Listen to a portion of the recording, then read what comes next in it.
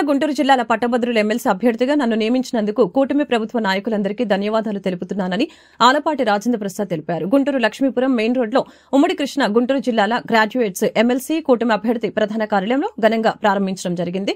ఈ కార్యక్రమంలో ఎమ్మెల్సీ అశోక్ బాబు, జిల్లా పరిషత్ చైర్మన్ కత్తెర హెనే క్రిస్టినా, ఎమ్మెల్యేలు మహమ్మద్ నజీర్, నక ఆనందబాబు, జనసేన పార్టీ నాయకులు బోనపైన శ్రీనివాస్ యాదవ్, కోవెలముడి రవీంద్ర, డిప్యూటీ మేయర్ షేక్ సజీలా, రావెల కిషోర్ బాబు మరియు కూటమి నాయకులు పాల్గొన్నారు. ఈ సందర్భంగా వారు మాట్లాడారు. గతంలో ఏపీలో అరాచక పాలన జరిగిందని, రాజ్యాంగాన్ని తిరిగి రాసే కార్యక్రమాన్ని గత పాలకులు చేశారని అన్నారు. చంద్రబాబు నాయుడు గారికి, అదేవిధంగా పవర్ స్టార్ పవన్ కళ్యాణ్ గారికి,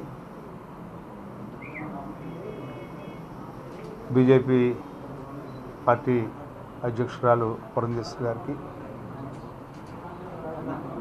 యువ నాయకుడు గౌరవనీయులు విద్యాశాఖ మార్చులు,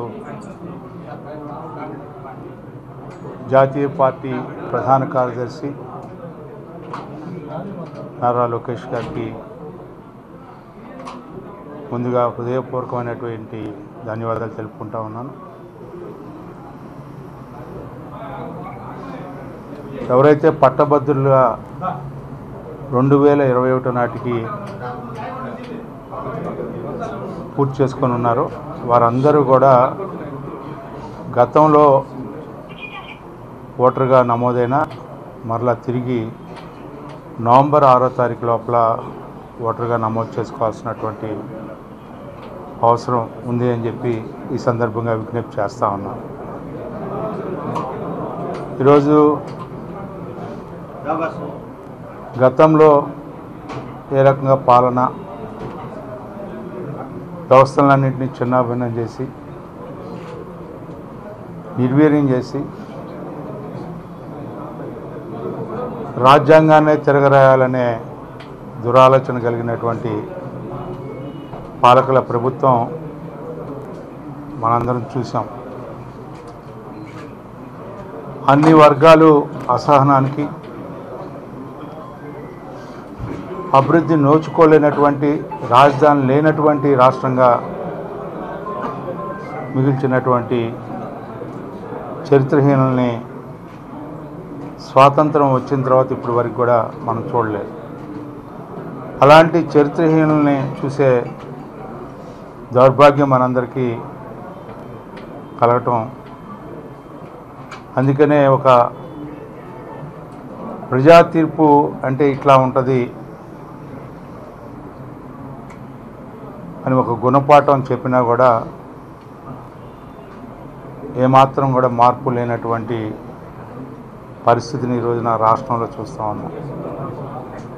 ప్రతిపక్ష హోదా కూడా దక్కనటువంటి జగన్మోహన్ రెడ్డి గారు అవాకులు చవాకులు ఈరోజున పరిపాలన చూసి, మంచి ప్రభుత్వాన్ని చూసి 100 రోజులు పూర్తి చేసుకొని 175 నియోజకవర్గాల్లో మంచి ప్రభుత్వం యొక్క పాలన ఏ రకంగా ఉందనేది ప్రతి ఇంటా తెలియాలని చెప్పి ఎవరైతే లబ్ధి పొందిన వాళ్ళు సంక్షేమం ద్వారా కానీ అభివృద్ధికి సోపానం వేసే దిశలో ఈ రాష్ట్ర ప్రభుత్వం, మరి ముఖ్యంగా చంద్రబాబు నాయుడు గారు వ్యవస్థలన్నీ నిర్వీర్యం అయిపోతే ఆ వ్యవస్థలన్నింటినీ మళ్ళీ ప్రక్షాళన చేసుకొని ఏడుకొండల వారికి ఎట్లా సంప్రోక్షణ జరిగిందో ఈ రోజున ఈ రాష్ట్ర ప్రజలందరికీ కూడా ఈ రాష్ట్రంలో వ్యవస్థలన్నింటినీ కూడా తిరిగి తీసుకురావడానికి మళ్ళా ఈ యొక్క ప్రభుత్వ అధినేత ప్రజా సంప్రోక్షణ చేసుకుంటున్నటువంటి పరిస్థితి ఈ రోజున ఈ యొక్క అధినేతకి కలగటం అనేది చాలా విచారకరం.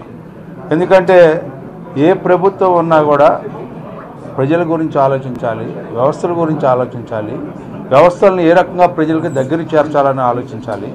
అది మర్చిపోయి దీపం ఉండగానే ఇల్లు చక్కపెట్టుకున్న రీతిలో పాలన జరిగినటువంటి పాలన మనం చూసాం ఈ రోజున. అందుకనే ఎన్నికల ముందు ఏదైతే హామీలు ఇచ్చామో, మేనిఫెస్టోలో ఏదైతే పొందుపరిచామో, ఎన్నికలు జరిగిన తర్వాత ముఖ్యమంత్రిగా ప్రమాణ స్వీకారం చేసిన తర్వాత 5 సంతకాలు ఏ రకంగా చేశారో మీ అందరికీ తెలుసు.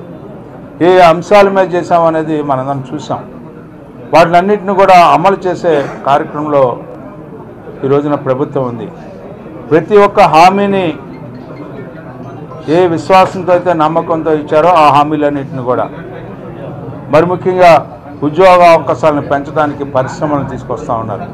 నిరుద్యోగాన్ని పోగొట్టాలనే ప్రయత్నంలో ప్రతి అణువును కూడా ప్రతి నిత్యం కూడా ఈ రోజున పనిచేస్తున్నటువంటి ప్రభుత్వం అని చెప్పి సందర్భం మనవి చేస్తూ వాళ్ళ ఎంప్లాయీస్ కూడా ఎన్నో అంశాల్లో గతంలో జరిగిన నష్టాన్ని నివారించుతూ వాళ్ళందరికీ కూడా సులభతరమైనటువంటి వ్యవహార శైలిని తీసుకొచ్చి వాళ్ళు ఎవరికి కూడా ఇబ్బంది లేకుండా నిత్యం ఈ ప్రభుత్వం ద్వారా అభివృద్ధిని సాధించాలి, మీ అందరి సహాయ సహకారాల ద్వారా అభివృద్ధిని సాధించి చూపించాలి.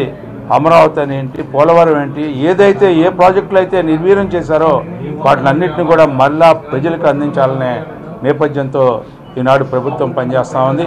ఈ ప్రభుత్వంలో పనిచేసే అవకాశం ఈ రోజున ఒక ప్రజాప్రతినిధిగా శాసన మండలి అభ్యర్థిగా నన్ను ఎంపిక చేసి ఈ రోజున పోటీ చేసే అవకాశం కల్పించినటువంటి ప్రతి ఒక్కరికి ధన్యవాదాలు తెలుపుకుంటూ, అదేవిధంగా ఉభయ కృష్ణా గుంటూరు జిల్లాల్లో ఉన్నటువంటి ఎవరైతే పట్టభద్రులుగా ఉన్నారో వారందరూ కూడా ఓటర్లుగా నమోదు చేసుకొని ఈ ఎన్నికల్లో మీ ఓటును ఉపయోగించుకోవాల్సిందిగా హృదయపూర్వకంగా విజ్ఞప్తి చేస్తూ సెలవు తీసుకుంటా ఉన్నాను.